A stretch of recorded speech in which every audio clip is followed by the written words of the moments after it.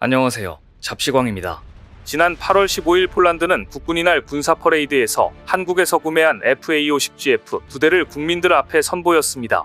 유럽 하늘에서 처음으로 공식 비행한 FA-50GF는 단 2대였지만 폴란드 국민들은 한국의 FA-50GF에서 자국군의 미래를 보았고, 이때 받은 호평과 환영을 바탕으로 폴란드 정부는 더 많은 FA-50GF를 구매하기 위해 한국에 더 적극적으로 다가서고 있습니다.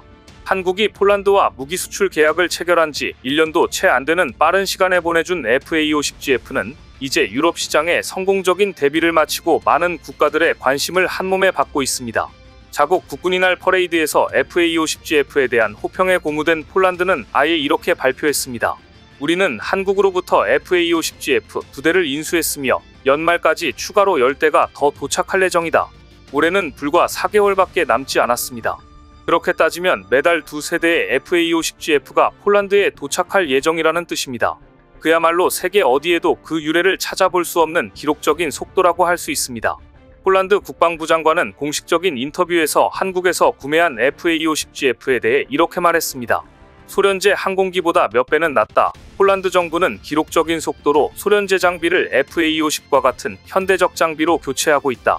폴란드 군사 퍼레이드에서 강렬한 인상을 남긴 FA-50은 이번에는 폴란드가 주최하는 국제 에어쇼에 참가해 유럽 시장을 향해 한국의 기술력을 뽐냈습니다. 지난 26에서 27일 폴란드 라돔 공항에서 열린 라돔 에어쇼는 폴란드 군사재산청이 주최하는 국제전시회로 올해는 20만 명 이상의 관람객이 다녀가 역대 최대 규모의 기록을 남겼습니다. 영국, 독일, 프랑스, 스위스 등 유럽 주요 국가들은 20개 기종의 항공기를 참가시켜 20만 관람객들에게 자국산 무기체계를 홍보하는 데 여념이 없었습니다. 그런데 라돔 에어쇼 개막 전날 보이치에흐 스쿠르키에비츠 국방차관은 의미심장한 발언을 했습니다. 이번 라돔 에어쇼는 과거의 무기체계가 현대식으로 전환되는 기점이다. 폴란드의 무기체계가 미그-29에서 FA-50으로의 전환을 볼 수 있다. 한때 잘나가던 전투기였던 미그-29를 과거 속으로 보내버리고 한국의 현대식 무기체계인 FA-50이 폴란드 및 유럽 시장에 새롭게 떠오르는 자리라는 뜻이었습니다. 폴란드 공군의 경우 기존 주력 기종인 미그-29를 대체해 한국의 FA-50을 특수전술 및 전투 임무 등을 위한 핵심 기종으로 운용할 예정이라 이제 FA-50이 폴란드 공군의 핵심이라는 것을 공식화한 것이었습니다. 이번 라돔 에어쇼에서 한국의 FA-50은 지난 폴란드 국군이 날 군사 퍼레이드 이후 유럽에서의 두 번째 공식 비행을 했는데요. 국군이 날 행사에는 2대가 출격했다면 이번에는 4대가 출격해 뛰어난 작전 성능과 호환성을 입증해 유럽 국가들을 향해 강인한 인상을 남겼습니다. FA-50은 미그-29 대비 공대공, 공대지 무장 능력과 능동전자식 위상 배열 레이더 기반의 탐지 능력, 공중급 유기능 등의 사양을 갖추고 있고 무엇보다 서방 무기 체계와의 호환성을 갖고 있습니다. 여기에 상대적으로 저렴한 운용 유지 비용 등에서 경쟁국들의 무기들을 압도하기 때문에 유럽 시장에서 주목을 받고 있는 상황인데요. 이런 때에 라돔 에어쇼의 공식 스폰서로 참가했기 때문에 더욱더 마케팅 효과를 거둘 수 있었습니다. 한국은 라돔 에어쇼의 FA-50뿐 아니라 KF-21 한국형 전투기, 소형 무장 헬기, 수직 이착륙 무인기 NI-500VT 등 차세대 주력 라인업을 선보이면서 방산 무기 시장의 새로운 강자로 떠오른 면모를 유감없이 보여줬습니다. FA-50을 만든 한국항공우주산업 카이는 이번 에어쇼 기간에 폴란드 마리우시 부하슈차크 부총리 겸 국방장관 및 유럽 각국 공군 고위 관계자와의 면담을 통해 폴란드 후속 사업 및 신규 시장 개척을 위한 협력 방안을 논의해 주목받았습니다. 폴란드 국방장관은 라돔 에어쇼 공식 후원에 감사하다. FA-50의 빠른 납품에 따른 폴란드 공군의 전력 강화를 통해 외부의 위협에 강력하게 대응할 수 있게 됐다며 한국에 거듭 감사를 표했습니다. 강구영 카이 사장 역시 유럽 주요 인사와의 면담을 통해 카이의 제품에 대한 높은 관심을 확인할 수 있었다고 말해 이번 라돔 에어쇼가 폴란드를 유럽 시장 마케팅 거점으로 삼고 유럽 내 노후 전투기 교체 수요가 있는 국가들을 대상으로 한국 항공기의 우수성을 홍보할 수 있는 중요한 기회가 되었다는 것을 말해줬습니다. 그리고 이때 해외항공 전문지 에비에이션 라인은 한국항공우주산업 카이의 FA-50의 파생형 전투기는 F-50에 대한 아이디어를 부활시킨 것이란 기사에서 카이의 FA-50 전투기 사업의 성공을 이처럼 비중있게 소개했습니다. 카이는 한때 한국 공군에서 여전히 운용되는 수십 대의 F-5 타이거2를 대체할 단자 전투기를 제안했으나 그러려면 개발 자금을 조달하기 위해 한국 국방부가 추가적 자금을 투입해야 했습니다. 하지만 당시 한국 항공우주산업의 역량은 차세대 전투기 KF-21 개발에 모든 것을 쏟아붓고 있어서 여력이 없었습니다. 그래서 카이는 새로운 전략으로 나아갑니다. 그것은 한국 정부의 자금 의존도를 줄이고 제품의 수출 잠재력에 집중하는 것이었습니다. 여기에서 F-50의 개발 가능성이 점쳐집니다. FA-50의 폴란드 수출은 그동안 카이가 단순히 자사 제품만으로는 접근하기 어려웠던 유럽 시장으로의 접근을 가능하게 해준 사건이었습니다. 이런 사실은 서유럽 국가의 FA-50을 홍보하기 위해 에어버스 디펜스 앤 스페이스가 한국 회사들에 접근하고 있는 상황을 통해 입증되고 있으며, 심지어 이들은 이런 과정에서 초음속 훈련기 경전투기 프로젝트인 AFJT를 포기하기까지 했습니다. 그만큼 FA-50을 주력 수출품으로 여기고 있는 것입니다. 카이는 FA-50의 폴란드 수출 성공을 바탕으로 앞으로 유럽은 물론 아프리카와 북미, 이집트, 중동까지 교두보를 마련하는 동시에 남미 시장에서도 카이의 입장을 강화하려고 하고 있습니다. 따라서 한국은 F-50 단좌형 경전투기 개발 가능성을 포함하여 각 나라의 특정 요구사항에 맞춘 FA-50의 다양한 버전을 홍보할 것입니다. 현재 세계 각국에서 수백 대의 미그-21 F5, A-37, A4, L-39 등 기타 오래된 훈련기 및 전투기들이 추후 기술적으로 진보되고 더욱 경제적인 항공기 모델로 교체될 예정입니다. F-50과 FA-50은 이 수요 중 800대에서 1000대에 달하는 잠재 시장을 창출하고, 이를 통해 카이는 가장 큰 점유율을 차지할 전망입니다. 카이는 결국 거대 기업인 보잉 및 에어버스와 경쟁하려는 것입니다 라고 소개했습니다. 해외항공 전문지 에비에이션 라인의 평가대로 그동안 인기 기종이었던 F-16 초기형들은 등장한 지 40년이 가까워져 퇴장할 시기에 다다랐고, 그 뒤를 이어야 할 F-35는 너무 비싼 데다가 미국이 많은 국가에 제공해주지도 않았습니다. 그래서 각국이 착안해낸 방안이 바로 하이-로우 믹스 방식이었습니다. 스텔스를 기반으로 한 최신 성능은 공군 최상위 일부 전력에만 할애하고, 나머지 전력은 가성비 좋은 4.5세대 수준의 전투기로 채워서 저강도 임무를 맡게 하는 형식이었습니다.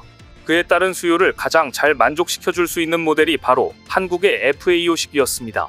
현재 세계 각국에서 수백 대의 미그-21 F5, A-37, A4, L-39 등 기타 오래된 훈련기 및 전투기들이 교체되어야 할 시점이라, 만일 카이가 이 노후화 기종 교체 프로젝트를 따내고 대당 500억 수준인 FA-50을 1000대가량 판매한다면 이것만으로도 50조 원의 수익을 창출하게 됩니다.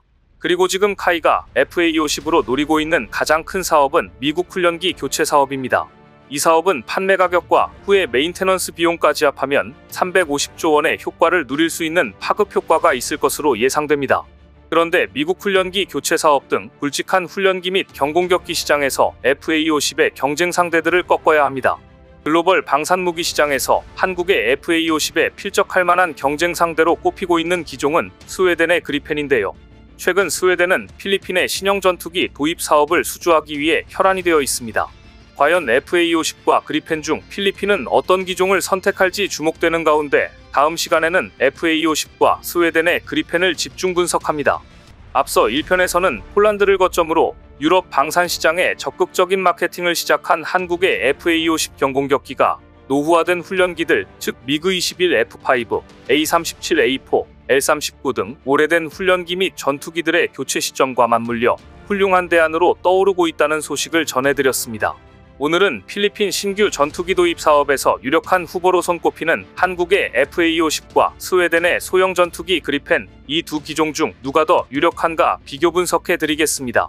1990년대 초반 스웨덴이 완성한 소형 전투기 JAS-39 그리펜은 당시 많은 나라의 이목이 집중되었던 전투기였습니다. 항공기 분류기호에 붙은 JAS는 스웨덴어로 각각 요격, 공격, 정찰의 머리 글자를 딴 것으로 이름 자체의 단일 기종으로 여러 임무를 수행할 수 있는 멀티롤 전투기라는 강점을 드러낸 것이었습니다. 다재다능한 전투기로 개발됐음에도 그리펜의 덩치는 상당히 작았습니다. 당시 서방 세계의 표준 경량 전투기였던 F-16은 자체 중량 8.5톤, 최대 이륙 중량 19톤 정도였는데, 반면 스웨덴의 그리펜은 자체 중량 6.8톤, 최대 이륙 중량 14톤으로 F-16보다 한 체급 낮은 전투기로 개발됐습니다. 더구나 당시에는 가격 경쟁력도 갖추고 있었습니다. 1990년대 후반 미국의 F-16의 가격은 이미 600억에서 800억 원이 넘었지만, 반면 스웨덴의 JAS-39 그리펜의 가격은 400억 원에 불과했습니다. 그럼에도 전투 능력은 F-16에 크게 뒤지지 않았습니다. 최대 속력은 마하 2에 달했고, 무장 장착대 8개에 최대 5.3톤의 무장을 탑재할 수 있었습니다. 더구나 그리펜은 일반 공군기지는 물론 고속도로나 국도에서도 최소 활주거리만 확보되면 이착륙이 가능했습니다. 이 점은 공군기지 같은 인프라가 부족한 제3세계 국가들의 상당히 매력적인 요소였습니다. 그래서 세계 방산업계에서 세계 전투기 시장에서 돌풍을 일으킬 것이라는 호평이 쏟아졌던 것입니다. 하지만 돌풍은 없었습니다. 1998년 남아프리카 공화국, 2008년 태국이 소량 도입했을 뿐 그리펜은 당초 예상과 달리 이렇다 할 수출 실적을 거두지 못했습니다. 왜 그랬을까요?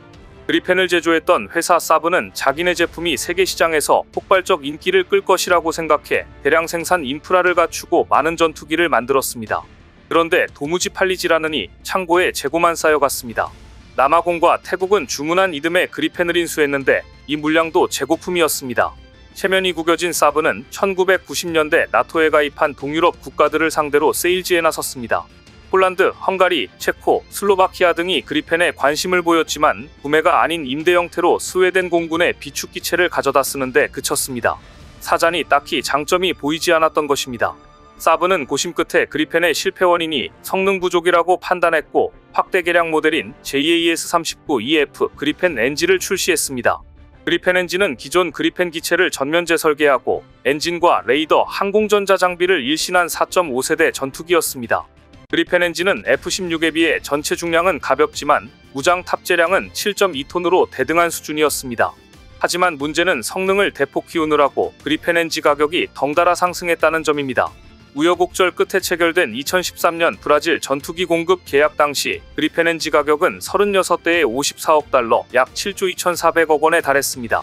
아무리 사브가 현지 생산, 기술 이전 등 좋은 조건을 제시해도 어디까지나 경량 전투기인 그리펜 엔진을 대당 2천억 원에 살 나라는 많지 않습니다. 브라질 납품 이후 사브는 그리펜을 더 많이 수출하기 위해 백방으로 노력했지만 번번이 고배를 마셨습니다. 결국 최근 필리핀의 신형 전투기 도입 사업을 수주하기 위해 스웨덴 정부까지 전력 투구하는 모습입니다. 그렇다면 필리핀은 지금 어떤 상황일까요? 필리핀은 1992년 미군 철수 이후 경제와 안보 두 마리 토끼를 모두 잃었습니다. 1990년대 중반 F-A-18 전투기 도입을 추진했지만 1997년 아시아 전역을 덮친 금융위기에 직격탄을 맞아 무기 도입 사업을 모두 포기하다시피 했습니다. 그때 한국이 구원투수로 등판했습니다. 한국은 F-5A-B를 사실상 공짜로 넘겨주었습니다. 이마저도 2005년 퇴역시킨 필리핀 공군은 한동안 제대로 된 전투기도 없이 암흑기를 보내야 했습니다. 그러다가 필리핀이 더 이상 우리도 이렇게 손 놓고 있어서는 안 되겠다고 반성한 이유는 2000년대 들어 중국과의 남중국해 영유권 분쟁이 심각해졌을 때였습니다. 이때 필리핀이 고려한 기종은 미국 F-5EF, 이스라엘 크피르, 프랑스 미라지 2000 등이었습니다. 그런데 문제는 필리핀이 눈여겨본 기종들은 너무 오래전 기종이라 이제는 부품을 구하기도 어려운 노후 모델이었다는 점입니다. 게다가 필리핀군에는 고등훈련기가 없어 당장 전투조종사를 양성하기도 어려웠습니다. 필리핀은 전투기로 쓰면서 훈련기로도 사용할 수 있는 저렴한 기체를 찾았는데 두 가지 모두를 만족시킬 수 있는 기종은 한국의 FA-50이 적격이었습니다. 그래서 필리핀은 2014년 대당 약 340억 원의 FA-50PH 12대를 구입했습니다. 그보다 훨씬 전에 남아공과 태국이 도입한 스웨덴의 그리펜보다도 훨씬 낮은 가격이었습니다. 그런데 필리핀이 사용해보니 FA-50 시리즈는 가격 경쟁력뿐 아니라 우수한 성능도 갖춘 최강의 가성전투기였습니다. FA-50은 기계식 레이더 가운데 성능이 가장 우수한 ELM-2031을 탑재해 100에서 150km 거리에서 적전투기를 탐지할 수 있고 링크 16 데이터 링크 시스템을 갖춘 덕에 육해군과 전술 정보까지 실시간 공유할 수 있었기 때문입니다. 필리핀이 한국의 전투기에 대해 확실히 신뢰하기 시작한 결정적 사건은 2017년 이슬람 극단주의 무장단체 IS와 연계된 테러 조직 토벌 작전에서 FA-50PH가 대활약을 펼쳤기 때문입니다. 당시 필리핀군은 한국의 FA-50PH의 우수한 성능 덕에 테러 조직 수장과 지휘부를 초정밀 폭격으로 제거할 수 있었다고 평가했고 이후 한국의 전투기에 대해 그 성능과 신뢰성, 후속 군수 지원에 큰 만족감을 표한 것으로 알려졌습니다. 당초 필리핀은 미국의 최신 4.5세대 전투기 F-16 바이퍼 도입을 희망했습니다. 하지만 상황은 여의치 않습니다. 최근 F-16 바이퍼 주문이 폭주해 빠른 도입이 어려운 데다 가격도 매우 비싸졌기 때문입니다. 필리핀은 약 1조 4천억 원 예산으로 전투기 12대를 도입할 계획인데 최근 F-16 바이퍼 대당 가격은 1억 5천만 달러, 약 2,005억 6,500만 원에 육박합니다. 그런데 이렇게 필리핀이 F-16 바이퍼 도입을 가격 때문에 망설이자 스웨덴은 필리핀에게 적극적인 구애를 시작했고 재고 소진을 기다리고 있는 그리펜 세일즈에 돌입했습니다. 스웨덴 정부는 지난해 12월 마닐라 주재 스웨덴 대사를 앞세워 국가 차원의 방산 세일즈에 본격적으로 나섰는데요. 그 결과 올해 5월 필리핀 국방장관이 스웨덴을 방문해 그리펜 전투기 생산 라인을 둘러봤고 6월 두 나라 사이에 상호 군수 지원을 위한 MOU도 체결됐습니다. 하지만 스웨덴이 필리핀에 제안한 모델은 최신형 그리펜 NG가 아닌 중고 그리펜을 개량한 일명 그리펜 플러스입니다. 사브가 보유한 잉여기체와 스웨덴 공군에서 퇴역한 기체를 신품 수준으로 오버홀, 즉 정밀 수리한 뒤 그리펜 NG에 적용된 신기술로 업그레이드해 주겠다는 것입니다. 이처럼 눈물겨운 방법을 동원해서 필리핀 예산 범위에 맞춰 그리펜 14대를 공급할 수 있다는 게 스웨덴의 작전인데요. 그런데 최근 필리핀 측과 회동해서 스웨덴 대사는 정부 차원의 금융 프로그램까지 제안한 것으로 알려졌습니다. 차관 또는 대출 보증 같은 지원도 가능하다는 것인데요. 스웨덴이 얼마나 애가 타는지를 보여줍니다. 스웨덴이 이렇게 파격적인 제안까지 하는 이유는 무엇일까요? 업계에서는 지난 6월 필리핀의 국방장관이 교체된 것과 무관치 않다는 분석입니다. 변호사 출신인 길버트 테오도로 신임 필리핀 국방장관은 FA-50 전투기 도입 당시 필리핀 공군 자문위원으로 활동하며 예비역 공군 대령 신분을 부여받았던 인물입니다. 한마디로 자국 공군의 FA-50PH 도입 및 운용 전반에 대한 깊은 이해를 바탕으로 한국의 FA-50 시리즈의 우호적인 인사로 알려져 있습니다. 즉 스웨덴으로선 자국과 관계를 형성해왔던 전임 국방장관이 생각보다 빨리 물러나고 한국을 잘하는 인물이 신임 국방장관이 되었으니 속이 탄 겁니다. 그리고 이런 좋은 기회를 한국이 놓칠 리 없었습니다. 그동안 숨죽여 있던 한국 항공우주 산업은 국방장관 교체 즉시 필리핀의 FA-50 블록 20 판매와 기존 FA-50PH 성능 개량을 제안하고 나섰습니다. 일단 한국 항공우주 산업 카이가 제안한 FA-50 블록 20은 중고 그리펜과는 비교조차 할 수 없을 정도로 매력적인 대안입니다.